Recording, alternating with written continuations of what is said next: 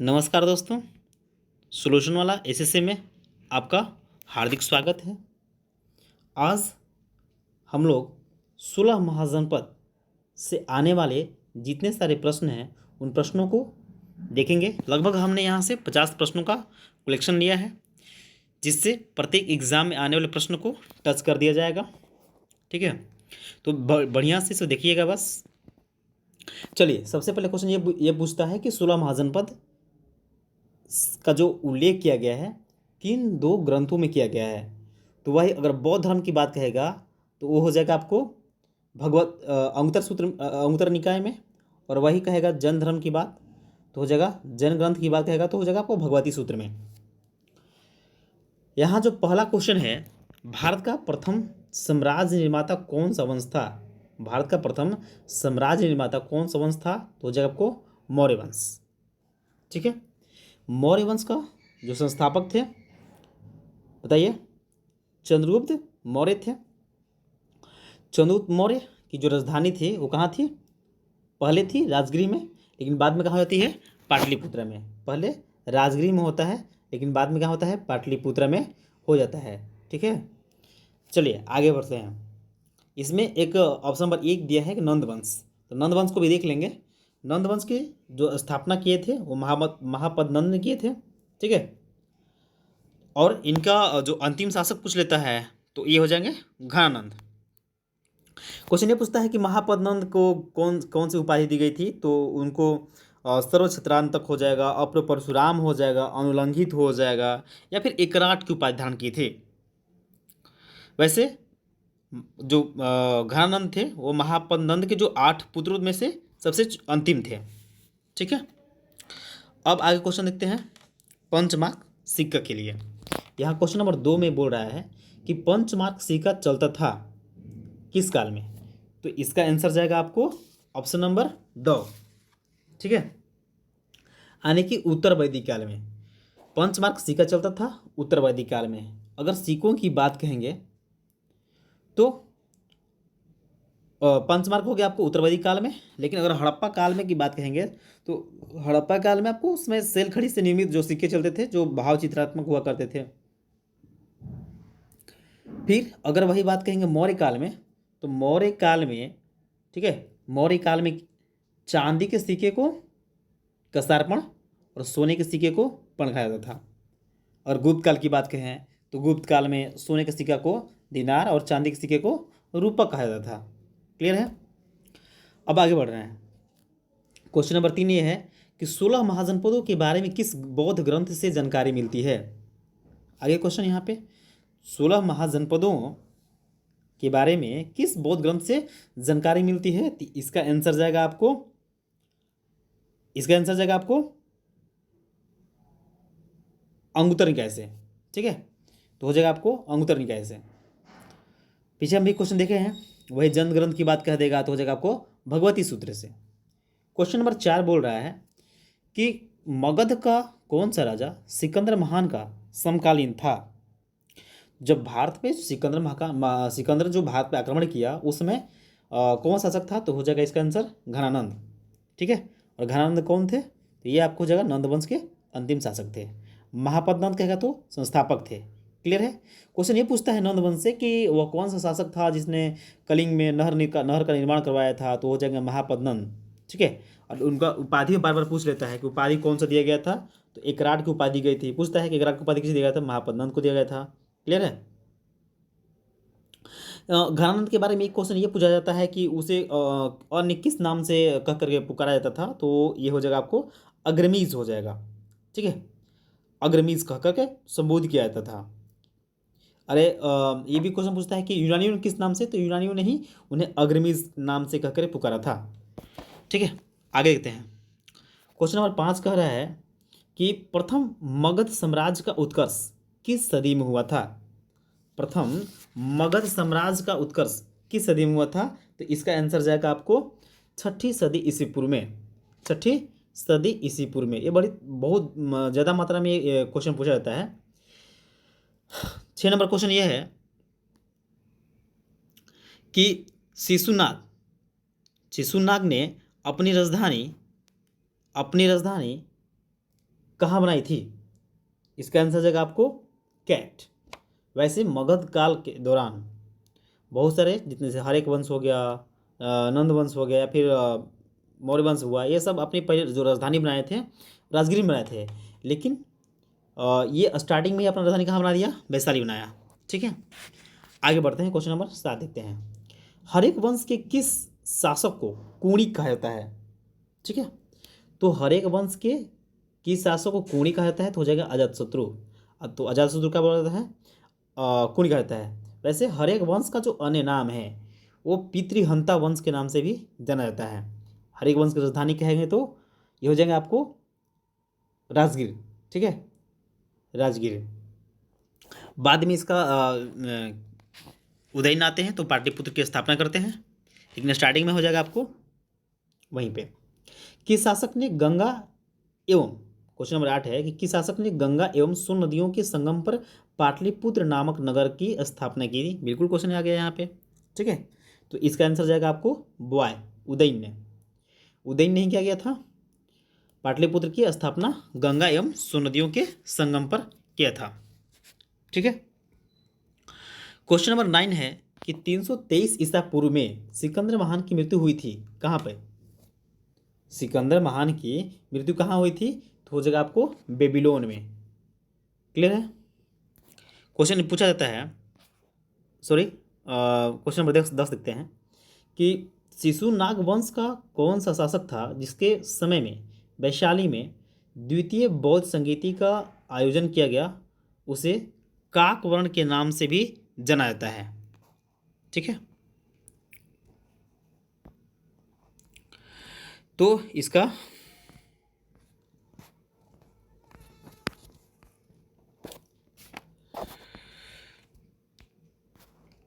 Answer जाएगा आपको काकवर्ण के नाम से।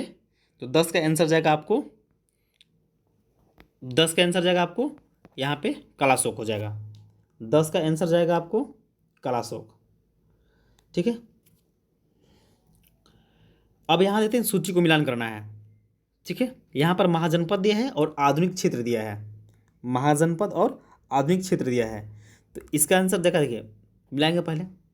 मगध, तो जो आधुनिक जो मगध है वो कौन सा क्षेत्र है? तो मगध का हो जाएगा आपको पटना और गया के ज़िले हो जाएंगे। वत्स की बात कहेगा तो इलाहाबाद हो जाएगा। कौशल की कहेगा तो आपको हो जाएगा अवध हो जाएगा। और अवंती कहेगा तो मालवा हो जाएगा। वैसे अवंती, उत्तरी अवंती और दक्षिणी अवंती दो तरह का था। ठीक है, रीजन तो हो गया मालवा, लेकिन उत्तरी अवंती की राजधानी कहेगा तो उज्जैन होगा, और दक्षिणी राजधानी कहेगा तो हो जाएगा, कहाँ हो जाएगा? और ठीक है, दक्षिणी राजधानी की आपको कमेंट में करके बता देना है। चलिए, इसका आंसर जाएगा आपको 1 2 3 4, यानी ऑप्शन जाएगा एप्पल। क्वेश्चन नंबर 12 देखिए, मगध की प्रथम राजधानी कौन सी थी? तो मगध की प्रथम जो राजधानी थी आपको गिरिव्रज या फिर राजगिरी थी। Question number 12। अब आगे 13 देखते हैं कि किस शासक द्वारा सर्वप्रथम पाटलिपुत्र का राजधानी के रूप में चयन किया गया था? किस शासक द्वारा सर्वप्रथम पाटलिपुत्र का राजधानी के रूप में चयन किया गया था? तो 13 का आंसर जाएगा आपको उदयन के द्वारा। सबसे पहले पाटलिपुत्र का राजधानी के रूप में चयन कहेगा तो हो जाएगा उदयन के द्वारा। 14 नंबर क्वेश्चन कह रहा है कि प्राचीन काल में किस जनपद की राजधानी उज्जैन थी? ठीक है, तो इसका आंसर जाएगा आपको अवंती का, उसमें भी उत्तरी अवंती का। ठीक है, दक्षिणी के बारे में आपको बताना है कमेंट सेक्शन में। क्लियर है? चलिए, क्वेश्चन नंबर अब यहाँ से 15 देखेंगे। क्वेश्चन नंबर 15 ये कह रहा है कि उज्जैन का प्राचीन नाम था, उज्जैन का प्राचीन नाम क्या था? तो इसका आंसर जाएगा आपको एप्पल, अवंतिका।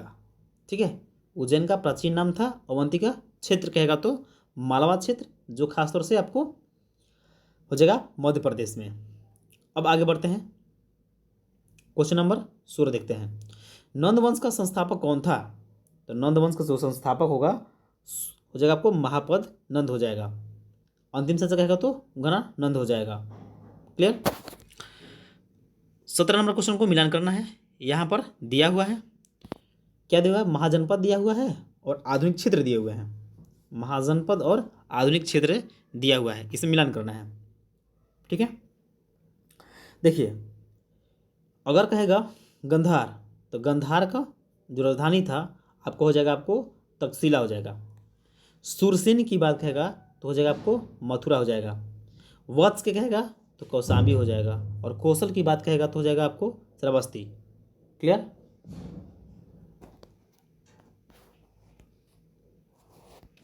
ठीक है, तो 17 का जो आंसर होगा आपको आपको हो जाएगा option number Apple.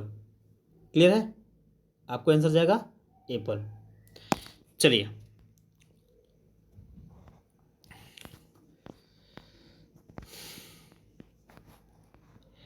Question number 18 देखेंगे। 18 क्वेश्चन है कि अंगुत्तर निकाय का जो रचनाकार कौन थे। तो अंगुत्तर निकाय का रचनाकार, इसमें उसके बारे में कोई उल्लेख नहीं मिला है कि अंगुत्तर निकाय का रचनाकार किसने कौन थे। क्लियर है? तो इसका आंसर जाएगा आपको ऑप्शन नंबर डी। क्लियर हो गया? देखिए 19 नंबर क्वेश्चन ये कह रहा है कि सिकंदर महान एवं पोरस या फिर पुरु की सेनाओं ने निम्नलिखित में से किस नदी के आमने सामने वाले तटों पर पड़ाव डाला हुआ था। तो सिकंदर महान एवं पोरस की जो सेनाओं का बीच में जो युद्ध जो हुआ था, जो डेरा डाले हुए बैठे थे किस नदी किनारे, तो उसी के बारे में यहाँ पूछ रहा है। तो इसका आंसर जाएगा आपको झेलम, ऑप्शन नंबर बॉय। इसे ही कहा जाता है, अन्य नाम है वितस्ता का युद्ध। क्लियर है? इसका अन्य नाम क्या है? वितस्ता का युद्ध है। क्वेश्चन नंबर 20 का है कि पटना शहर का पूरा नाम क्या है। पटना शहर का पूरा नाम हो जाएगा आपको पाटलिपुत्रा। क्वेश्चन नंबर 21 कह रहा है कि वजी सभा के विरुद्ध मगध राज्य के किस शासक ने प्रथम बार रथ मूलक, यानी कि एक ऐसा रथ जिसमें गदा जैसा हथियार जुड़ा था महाशिलाकंटक बने पत्थर फेंकने वाला एक युद्ध यंत्र नामक गुप्त हथियारों का प्रयोग किया गया था। ठीक है, तो इसका आंसर जाएगा आपको अजातशत्रु ने। सबसे पहले अजातशत्रु ने क्या किया था? रथमूलक और महाशिलाकंटक का प्रयोग किया था। क्लियर है? अब दिया है यहाँ पर नंद वंश का अंतिम सम्राट कौन था। तो नंद वंश का अंतिम सम्राट हो जाएंगे आपको घनानंद। नंद वंश का अंतिम सम्राट कौन हो जाएंगे? घनानंद हो जाएंगे। अब क्वेश्चन आगे बोल रहा है कि भारत में सिक्कों या फिर मुद्रा का प्रचलन कब हुआ था। तो इसका आंसर जगह आपको 600 ईसा पूर्व में। क्वेश्चन 23 में बोल रहा है कि भारत में सिक्कों या मुद्रा का प्रचलन कब हुआ था, तो 600 ईसा पूर्व में। 24 नंबर क्वेश्चन बोल रहा है कि निम्न राजाओं पर विचार कीजिए, अजातशत्रु, बिंदुसार और प्रसेनजीत के बारे में। इनमें से कौन कौन बुद्ध के समकालीन थे। ये हमेशा क्वेश्चन पूछा जाता है, प्रत्येक एग्जाम में क्वेश्चन ये लगभग पूछ लिया जाता है कि बुद्ध के समकालीन शासक कौन थे। तो इसका आंसर जाएगा आपको अजातशत्रु हो जाएगा, और कौन हो जाएंगे? प्रसेनजीत हो जाएंगे। यानी कि ऑप्शन नंबर क्या हो जाएगा आपको? कैट 1 और 3। अभिलेखीय साक्ष्य से प्रकट होता है कि नंद राजा के आदेश से एक नहर खोदी गई थी। यानी किस मतलब वो कौन सा जगह है जहाँ पर एक अभिलेखीय साक्ष्य के माध्यम से पता चला हुआ है कि नंद राजा के आदेश से नहर खोदी गई थी। तो वह रीजन हो जाएगा आपको कलिंग का क्षेत्र। क्लियर है? कलिंग में जो नहर का निर्माण कराने वाला जो राजा था वो नंद वंश का प्रथम राजा महापद नंद था। ठीक है, जिसे इकराट के नाम से भी जाना जाता है या फिर अपूर्व परशुराम के नाम से भी जाना जाता है। क्वेश्चन नंबर 26 कह रहा है कि पहला ईरानी शासक जिसने भारत के कुछ भाग को अपने अधीन कर लिया था, वह कौन सा ईरानी शासक था जिसने भारत के कुछ भाग को अपने अधीन कर लिया था। तो इसका आंसर जाएगा डेरियस। तो डेरियस प्रथम ने क्या किया था? वह डेरियस प्रथम ईरानी शासक जिसने भारत के कुछ भाग को अपने अधीन कर लिया था। क्लियर हो गया? चलिए क्वेश्चन नंबर देखते हैं 27 को। क्वेश्चन नंबर 27 बोल रहा है कि कौन सा एक ईसा पूर्व यानी 6ठी सदी में प्रारंभ में भारत का सर्वाधिक शक्तिशाली नगर राज्य था। सर्वाधिक शक्तिशाली नगर राज्य यानी 6ठी सदी में कौन सा नगर राज्य काफ़ी शक्तिशाली था। तो 27 का आंसर जाएगा आपको डॉग। मगध जो था वो काफ़ी शक्तिशाली राज्य था। वैसे मगध का जो क्षेत्र था वो आपको 5 प्रांतों में बटा हुआ था, 4 प्रांतों में बटा हुआ था। जैसे में हो गया आपको पूर्व या प्राची कहेगा तो हो जाएगा पाटलिपुत्रा में, अवंती कहेगा तो उज्जैन में, और दक्षिणा पथ कहेगा तो स्वर्णगिरी जो कर्नाटक में है, उत्तरा पथ कह देगा तो तक्षशिला में हो जाएगा, कलिंग कहेगा तो तोसली में हो जाएगा। यानी इन क्षेत्रों में क्या होता है, इसका क्षेत्र फैला हुआ था, काफ़ी उस समय वो शक्तिशाली राज्य था। ठीक है, आप क्वेश्चन नंबर देखेंगे 28 को। क्वेश्चन नंबर 28 ये कह रहा है कि मगध सम्राट बिंबिसार मगध सम्राट बिंबिसार ने अपने राजवैद जीवक को किस राज्य के राजा की चिकित्सा के लिए भेजा था? किस राज्य के राजा को चिकित्सा के लिए भेजा था? इसका आंसर जाएगा आपको 28 का आंसर जाएगा आपको कैट, यानी हो जाएगा आपको अवंती के। ठीक है, किस शासक ने अवंती को जीतकर मगध का हिस्सा बना दिया? 29 नंबर क्वेश्चन बोल रहा है कि किस शासक ने अवंती को जीतकर मगध का हिस्सा बना दिया? तो 29 का आंसर जाएगा आपको क्या? शिशुनाग ने। शिशुनाग ने क्या किया था? अवंती को जीतकर मगध का हिस्सा बना दिया था। क्लियर है? किस मगध सम्राट ने अंग का विलय अपने राज्य में कर लिया? किस मगध सम्राट ने अंग का विलय अपने राज्य में कर लिया? तो हो जाएगा आपको बिंबिसार ने। बिंबिसार ने क्या किया था? अंग को विलय करके मगध में मिला लिया था। क्वेश्चन नंबर 31 बोल रहा है कि काशी और लिच्छवी का विलय मगध साम्राज्य में किसने किया था? काशी और लिच्छवी का विलय मगध साम्राज्य में किसने किया था? तो इसका आंसर जाएगा आपको अजातशत्रु ने। अजातशत्रु ने क्या किया था? काशी और लिच्छवी के विलय करके मगध साम्राज्य में मिला लिया था।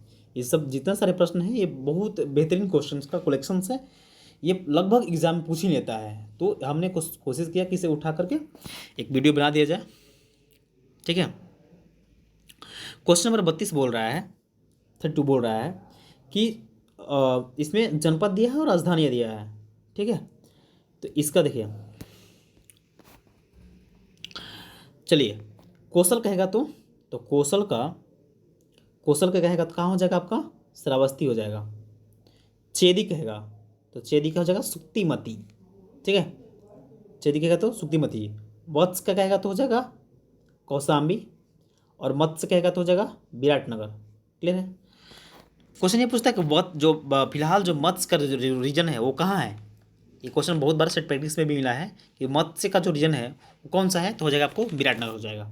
इसके आंसर जाएगा आपको 2, 1, 4, 3, यानी कौन जाएगा आपका? ऑप्शन नंबर ड। निम्नलिखित में से प्राचीनतम राजवंश कौन सा है? सबसे पुराना राजवंश कौन सा है? ऑप्शन के हिसाब से बताना है। ठीक है, तो हो जाएगा आपको मौर्य हो जाएगा। क्लियर है? वैसे सबसे पुराना वंश कहेगा तो मगध से स्टार्ट करेंगे तो सबसे पहले हो जाएगा बृहद्रथ वंश हो जाएगा, उसके बाद हरेक वंश हो जाएगा, उसके बाद शिशुनाग वंश हो जाएगा, नंद वंश हो जाएगा, मौर्य वंश हो जाएगा। ठीक है, फिर आपको शुंग वंश हो जाएगा, कौड़ वंश हो जाएगा, सतवाहन हो जाएगा, वकाटक हो जाएगा। ये क्रम है उसका। क्लियर है? वैसे हम लोग इस याद करने का एक तरीका है, इसे याद रखते हैं। पहले बृहद्रथ तो हो गया, उसके बाद हसी न मसुक साव से याद कर सकते हैं, हसी न मसुक साव, ऐसे ही इसको याद कर सकते हैं। क्लियर है? आगे देखिए, क्वेश्चन नंबर 34 बोल रहा है कि सुलेख क्या है? ये बहुत इसमें अगर ऑप्शन घुमा दिया जाए तो बहुत लोग फंस जाते हैं। सुलेख क्या होगा? तो इसका आंसर जाएगा आपको सुंदर हस्तलेखन जो कला होता है उसका बोलते हैं सुलेख बोलते हैं। 35 नंबर क्वेश्चन ये बोल रहा है कि निम्नलिखित में से कौन सा प्राचीन भारतीय नगर 3 विद्वान संतों कपिल, गार्गिल और मैत्रेयी का घर था? संतों कपिल, गार्गी और मैत्रेयी का घर कौन था? वह कौन सा भारतीय प्राचीन नगर था जो इन महान विद्वानों का घर था? तो 35 का आंसर जाएगा आपको मिथिला। क्लियर? क्लियर है? तो यानी संतों कपिल, गार्गी और मैत्रेयी का घर कौन था? मिथिला था। क्लियर है? 36 नंबर क्वेश्चन है कि सिकंदर महान का शिक्षक कौन था? सिकंदर महान का शिक्षक कौन था? तो हो जाएगा आपको अरस्तु। क्लियर है? सिकंदर महान का शिक्षक कौन था? अरस्तु। ठीक है, ऐसे क्रम चलता है कि अरस्तु का सिकंदर कौन गुरु था, अरस्तु था, अरस्तु कौन गुरु था, ये सब चलते रहता है। मतलब इसको देख करके बता देना है। आगे देखिए 37 क्वेश्चन देखिए, हेरोडोटस को माना जाता है क्या? हेरोडोटस को क्या माना जाता है? इतिहास का जनक, भूगोल का जनक, राजनीति शास्त्र का जनक, दर्शन शास्त्र का जनक। क्लियर है? इसका आंसर जगह इतिहास का जनक, फादर ऑफ हिस्ट्री किसको कहता है? हेरोडोटस को कहा जाता है। क्लियर है? चलिए अब क्वेश्चन नंबर देखते हैं 38 को। क्वेश्चन नंबर 38 बोल रहा है वह शासक कौन था जिसने राज सिंहासन पर बैठने के लिए अपने पिता बिंबिसार की हत्या की थी। क्लियर है? तो बिंबिसार की हत्या किसने किया था? इसका आंसर जगह आपको सबको पता है, अजातशत्रु। बिंबिसार का हत्या कर दिया अजातशत्रु और अजातशत्रु का हत्या कर दिया उदयन ने। इसलिए अपने गद्दी पर बैठने के चक्कर में अपने बाप की हत्या करते थे, इसलिए इस वंश को क्या बोलते हैं? पिता की हत्या करने की वजह से पितृहंता वंश कहा जाता है। क्वेश्चन नंबर 39 बोल रहा है कि 6ठी शताब्दी ईसा पूर्व मगध में किसका विशाल भंडार था? वह कौन सा खनिज पदार्थ था जिसका विशाल भंडार था मगध में? इसका आंसर जाएगा आपको लोहे का। क्लियर है? 39 का आंसर जाएगा लोहे का। तो 6ठी शताब्दी ईसा पूर्व मगध में किसका विशाल भंडार था? तो लोहे का। 40 नंबर क्वेश्चन बोल रहा है कि उस राज्य का नाम बताइए जिसने पहली बार युद्ध में हाथियों का इस्तेमाल किया था। हाथियों का इस्तेमाल करने वाला पहला राज्य कौन था युद्ध में? तो हो जाएगा आपको मगध। मगध ने क्या किया था? युद्ध में हाथियों का इस्तेमाल किया था। क्वेश्चन नंबर 41 कह रहा है कि किसकी सेना ने ग्रीक शासक सिकंदर का साथ झेलम नदी के तट पर मुकाबला किया था? वह कौन सा शासक था जिसकी सेना ने ग्रीक शासक सिकंदर के साथ झेलम नदी के तट पर मुकाबला किया था? तो 41 का आंसर जाएगा आपको कैटपोरस। क्लियर है? 42 नंबर क्वेश्चन बोल रहा है कि अलेक्जेंडर ने भारत पर आक्रमण कब किया था? अलेक्जेंडर ने भारत पर आक्रमण कब किया था? तो 42 का आंसर जाएगा आपको एप्पल ईसा से 326 वर्ष पूर्व। बिल्कुल सही है, 326 वर्ष पूर्व। आगे देखिए उसकी मृत्यु कब हो गई थी? 323 ईसा पूर्व। कहाँ हुआ था? बेबीलोन में। क्लियर है? जब अलेक्जेंडर भारत आया था उस समय कौन सा शासक था? गणानंद। ये सब क्वेश्चन ध्यान देना है। चलिए क्वेश्चन नंबर 43 है कि हाइडेस्पिस युद्ध लड़ा गया था। जो हाइडेस्पिस युद्ध था लड़ा गया था किस नदी के किनारे? ये बताना है किस नदी के किनारे लड़ा गया था। तो इसका आंसर जाएगा आपको झेलम नदी किनारे। किस नदी किनारे? झेलम नदी किनारे। रेक्सोना किसकी पत्नी थी? ये बहुत क्वेश्चन पूछा जाता है कि रेक्सोना किसकी पत्नी थी। तो इसका आंसर जाएगा आपको सिकंदर की पत्नी का नाम था रेक्सोना। हरेक वंश का अंतिम शासक कौन था? हरेक वंश का अंतिम शासक कहेगा तो हो जाएगा आपको नागदशक था। ठीक है? हरेक वंश का अंतिम शासक कहेगा तो नागदशक था। पहला कहेगा तो बिंबिसार था, दूसरा अजातशत्रु, तीसरा उदयन। चलिए 46 नंबर क्वेश्चन देखते हैं। बिंबिसार के समय मगध की राजधानी थी। बिंबिसार के समय मगध की राजधानी थी कहाँ पर? इसका आंसर हो जाएगा आपको राजगीर में। लेकिन जैसे ही अजातशत्रु के बाद उदयन आते हैं तो क्या कहाँ कर देता है? पाटलिपुत्रा में कर देता है। बाद में हो जाता है आपको पाटलिपुत्रा। स्टार्टिंग में कहेगा तो राजगीर। क्लियर? क्वेश्चन नंबर 47 देखिए। प्रघोत कहाँ का राजा था? ये 47 बोल रहा है कि प्रघोत कहाँ का राजा था। तो 47 के आंसर जाएगा आपको अवंतिका। ठीक है? इसका आंसर जाएगा आपको अवंतिका। तो प्रघोत कहाँ का राजा था? तो जगह अवंतिका। ठीक है दोस्तों, आज बस इतना ही क्वेश्चन, और धीरे धीरे प्रत्येक चैप्टर का जो बेहतरीन क्वेश्चन है उस कलेक्शन को हम आपको देंगे। ठीक है? So thank you for watching.